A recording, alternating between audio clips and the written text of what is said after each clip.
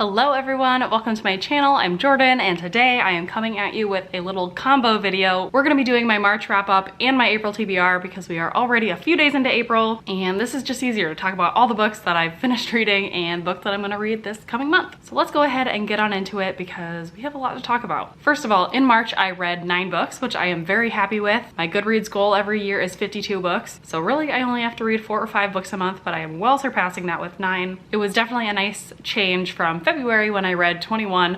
That was too many. 9 is much more up my alley. Of those 9 books, 7 I read specifically for videos and then 2 I read for fun, I guess. All the books were for fun, but those 2 I did not read for a video of any kind. In terms of format, 2 books I got from my library and read them physically. 2 books I got through audiobook services and listened to exclusively on audio, and then 5 books I owned and read physically. In terms of genre, 5 of the 9 were mystery thriller slash horror. I had almost a horror book in there. 3 books were sci-fi and 1 was historical fiction. And then ratings, I only had 1 2-star book. I had 4 3 stars, 3 4 stars, and 1 5-star. If you watch my channel consistently, you may already know my thoughts on most of these books, but let's start with the books that I did not read for videos. So the first book that I read in March actually took me the longest to read by far. It took me over a week, and that was A Beautifully Foolish Endeavor by Hank Green. This is actually the sequel to a book called An Absolutely Remarkable Thing. That one has like a blue and green cover in the same pattern, but this is a sci-fi series. I would call it light sci-fi because it's really mostly set in our real world. We're following in the first book our main character named April May, who is a girl who lives in New York City, and one day she's just walking down her street and she notices this huge statue that erected out of nowhere.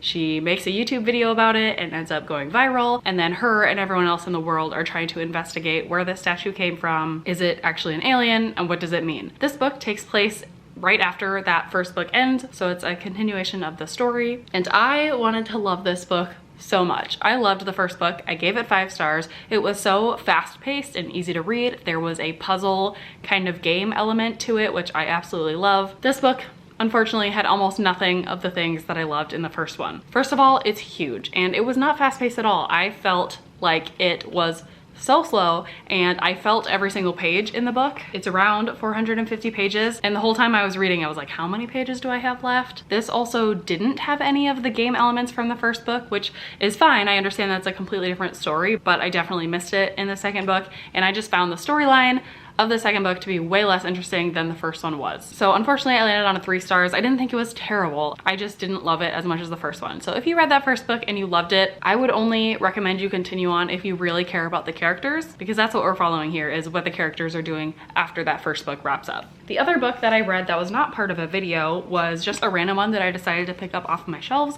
that I've been wanting to read for a while. It's Who is Moddixon by Alexandra Andrews. This is a mystery thriller that honestly is best left a mystery in terms of synopsis. I don't want to give too much information away because I think if you go in not knowing anything, you'll have the best possible ride. If you really need to know something, I will tell you that this book is about an author named Moddixon, though that is a pen name and nobody actually knows who Moddixon is, and that is part of the mystery that is unraveled in this book. I'm happy to say that I loved this book. I thought it was such a fun ride. I didn't really know anything going into it, so every little twist had me surprised and kept me guessing at where the book was going. It was refreshingly short. It's right around 320 pages, so it kept the pace moving. So highly recommend just to thriller lovers in general. If you like a fast and twisty ride, as well as if you like reading about like the publisher author world, then I think you have no reason not to pick this up. I ended up giving it 4 stars. Then to get into the books that I read for videos. The first video that I put out in March is a BookTube Friends Recommend video where I took recommendations from my friends Gwen and Jessie. I took 2 recommendations from both of them. The first one I unfortunately don't have a copy of anymore. I borrowed it from the library, but it was Clara in the Sun by Kazuo Ishiguro. This is a sci-fi book about this world where you can buy artificial friends, which are basically like human looking robots that just interact with you. In this world, it's used particularly for children. So we're following our artificial friend as she goes from the store to being purchased and living with her new family. This was a really interesting book in that it gave you a lot to think about. Obviously that premise is pretty interesting, thinking about what a world would be like where you have artificial intelligence kind of acting as people within society. And then there also are some twists and reveals about what's really going on in the family that also made it interesting to think about. Unfortunately, it fell a little flat for me in that I wish it was just a little bit faster paced and a little bit more happened and the climax was a little bit more exciting. I just wanted more and it didn't quite give it to me, so I ended up giving it 3 stars. The other recommendation I got from Gwen is Rabbits by Terry Miles, and this one I have a lot of thoughts on. I want to point you to the video because I go really in depth with like how I felt reading every part of this book because it was a wild ride. Long story short, first half of this book was like my new favorite book of all time. The second half just got a little bit too unrealistic for my tastes. This is a sci-fi book about this world, or this main character who likes to play this game called Rabbits, which is a real life game where you're looking for inconsistencies or discrepancies in your real life, and that kind of tips you off that you're finding a clue, and then you just follow those clues to get to the end of the game, and the winners of the game get like riches and prizes and things like that. That's honestly not even a good explanation. I just recommend you read the book. It was really such a fun ride. I love books about games, so if you do too, you like virtual reality games or alternate reality games, or you just really like mysteries that are like clue after clue after clue and the main character is solving puzzle or thing after thing, I think you'll enjoy this. Just be forewarned that the sci-fi is a little bit out there. Again, just a little bit too unrealistic for my taste. That's why I didn't love it. But maybe if you know that going in, then you won't have those same expectations and you will love the ending and give this book 5 stars. But I unfortunately gave it 4 stars. And then the other 2 books that I read for that video were Jessie's recommendations. They are The Arrangement and The Amendment by Kirsten Modglin. I know that these books have made their rounds around BookTube and Book Talk. This is a mystery thriller kind of series about this married couple who are not happy in their relationship and they decide to make an arrangement where they can see other people. They have rules in place, like they can't talk to each other about the people they're seeing or anything like that, but they're hoping that this will spice something up in their marriage and help them work through their issues. Obviously, things do not quite go as planned, and first book just is a twisty turny ride. I surprisingly really liked the first book. I don't typically like domestic thrillers, but I think this one was just twisty enough to keep me engaged, and I also liked that the couple actually was on the same page, again, because they made the arrangement. It's not like they were cheating on each other and lying about it. So I think that's what made it work a little bit better for me. But I ended up giving the first book 4 stars and the second book 3 stars. And then the last 3 books that I read for the month, I did for a video. I actually did for a readathon. It was the backlist readathon, and I have a whole blog about it, but I ended up reading 3 books for that video. First one was The Nightingale by Chris and Hannah. And yes, I did read this almost 600-page book within a week-long readathon. Not my smartest decision, but on the other hand, is one of my smartest decisions because I loved this book. I gave it 5 stars. It's a historical fiction set in World War II France. We're following 2 sisters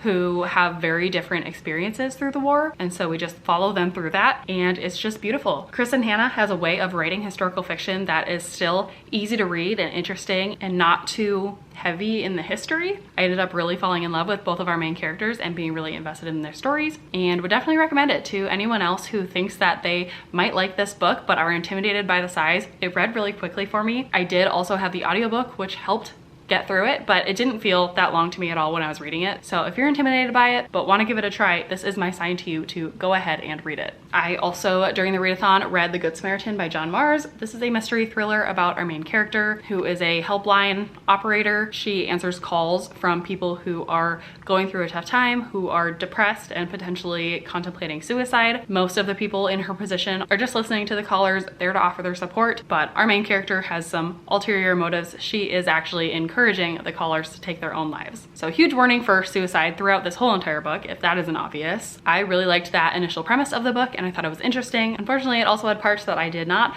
love quite as much, so I ended up giving it 3 stars. I did read this book actually for a book club over on Jessie's channel. She has a monthly book club where she has a co-host who picks a backlist thriller to read. She picked me for March and I picked this book, and we had a full discussion about it on her channel, which you can go back and watch the replay of, so I would highly recommend you to do that. If you have read this book and want to hear our thoughts on it, or haven't read it but want to hear some more in-depth thoughts about whether you should pick it up or not. And then the last book that I read in March, the last book for that readathon, is There's Someone Inside Your House by Stephanie Perkins. And this book is actually a young adult slasher book, so a little bit more on that horror side. Like I was saying, I don't typically read horror. I really stick to more of the mystery thriller type of scary books, but surprisingly I really liked this one. I don't know what it was. There was something about this group of characters that I just fell in love with.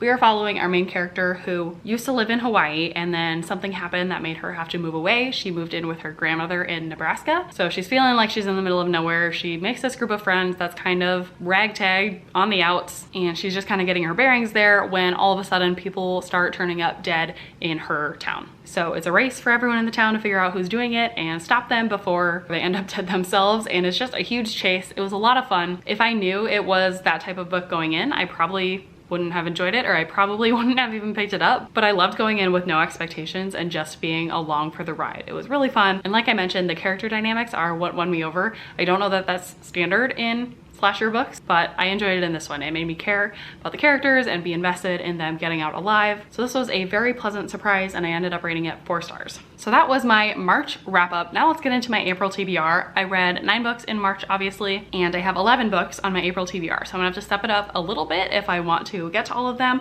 but I'm very excited. Actually, most of these books are also for videos. So I am gonna be giving you kind of a sneak peek of what videos are upcoming on my channel. Obviously, fingers crossed that everything with the videos go according to plan. So the first video and the first stack of books is actually already in progress, and it's definitely the heftiest of my reading plans. And that is that I'm going to be reading 6 different space sci-fi books. I checked all of these out from my library because I have heard good things about them in one way or another, and I just want to find out if space books are my type of sci-fi. I think that they are, but I want to hone in my taste a little bit more. So these are the 6 space books that I'm going to be reading.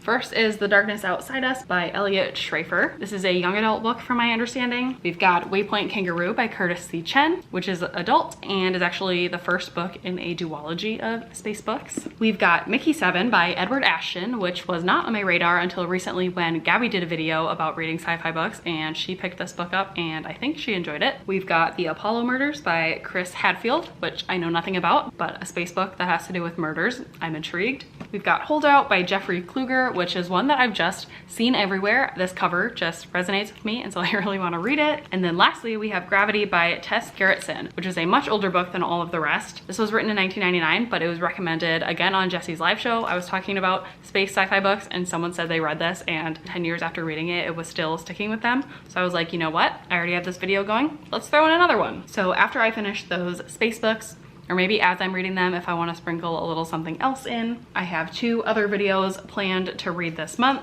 The first is my recurring book of the month reading vlog. So usually when I get about 3 or 4 book of the month books, I will do a reading vlog, reading them all at once and giving my thoughts. So I've got my 2 March picks, which are The Paris Apartment by Lucy Foley. This is a mystery thriller set in Paris. Been getting a lot of mixed reviews, so I'm interested to see my thoughts on that. We've got The Verifiers by Jane Peck, which I have seen absolutely nothing about. It was just the synopsis that was intriguing to me. It has to do with an online dating agency and a Chinese main character trying to solve some kind of mystery. And then I just got my April pick in the mail, so of course I'll be reading this. It is True Biz by Sarah Novick, and this I believe is about characters that go to a deaf high school. So we've got 3 pretty different vibes here with these 3 books and different exposure levels for that reading vlog. And then the last video that I want to make this month is kind of a weird one.